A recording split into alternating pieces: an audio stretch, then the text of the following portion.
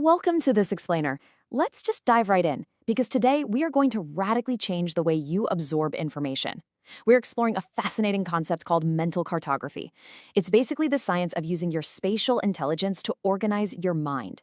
And since this whole framework is built on the power of visual and spatial learning, literally putting a lot of pictures, grids, and maps into your head, you need to get ready to visualize your learning like never before. Seriously, it's time to stop forcing dense text into your brain and start mapping it out. So here is our macro map for today. We're going to cover the memory of places, the geography of the brain, the cartography framework itself, how to build a physical map habit, and finally navigating your mind. All right, let's start with section 1, the memory of places. Think about this for a second. Can you perfectly navigate the layout of your childhood home in your mind? I bet, without even trying, you can visualize every single hallway, the exact position of every doorway, even exactly where the light falls in the evening across the living room floor. You can walk through that physical space in your head without a second thought, right? It's just completely effortless. But then, change the context. Try to recall a list of bullet points from a dense chapter you read for an exam just 2 days ago. What happens? Poof! The information vanishes. It leaves absolutely no trace. It's crazy, isn't it? We have this incredibly vivid, immediate recall for spaces, terrain, and landmarks, yet dense, linear textbook sentences just slip right through our fingers. Well, I want to reassure you right now. This massive memory gap is not a flaw in your intelligence. Not at all. It's actually a biological design feature. You see, human evolution spent hundreds of thousands of years optimizing our brains to remember physical paths, to remember landmarks and terrain, not flat linear sentences on a white page. Like the quote says, "We are natural explorers, we're not data storage drives." Which brings us to section 2, geography of the brain. Deep inside your temporal lobe, there is this tiny, seahorse-shaped structure called the hippocampus.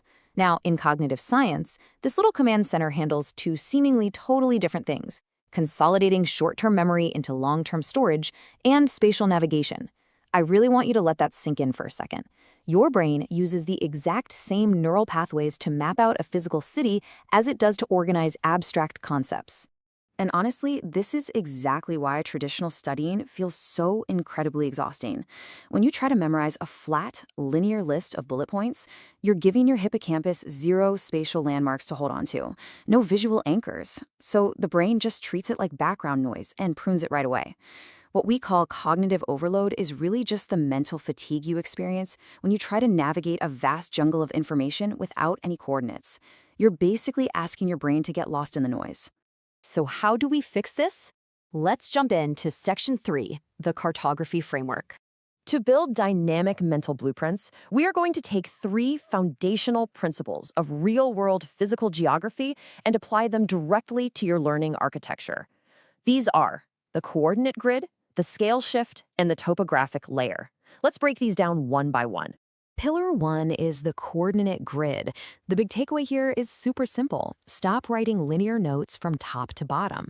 Instead, start mapping out your topics across a 2-dimensional grid on paper.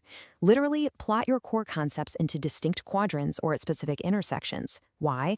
Because when you need to retrieve that information later during a deep focus session, your mind will actually recall the exact physical location of that idea on the page, and that unlocks the facts attached to it.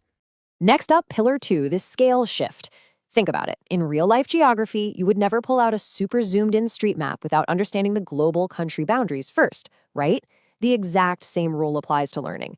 Before diving into the technical, micro details of a chapter, spend 10 minutes just looking at the macro scale. Study the table of contents, the major headers, the global framework.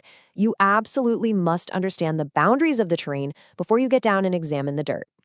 And finally, we have pillar 3, the topographic layer. A really good, true map layers different kinds of data, right?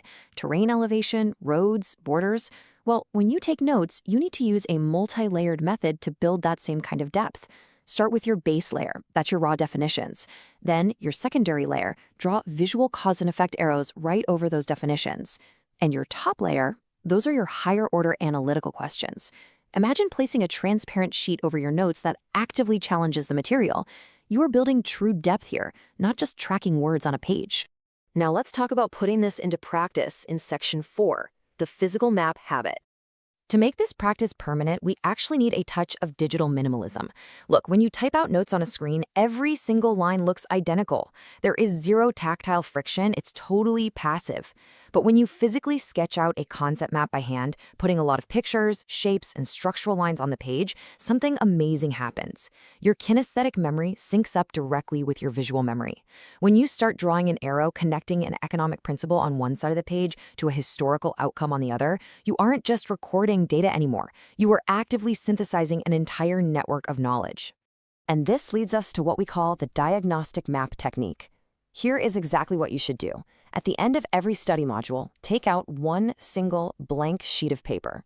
Challenge yourself to sketch the entire architecture of that topic entirely from memory. Draw the links, note the coordinate points, mark out in the core hubs.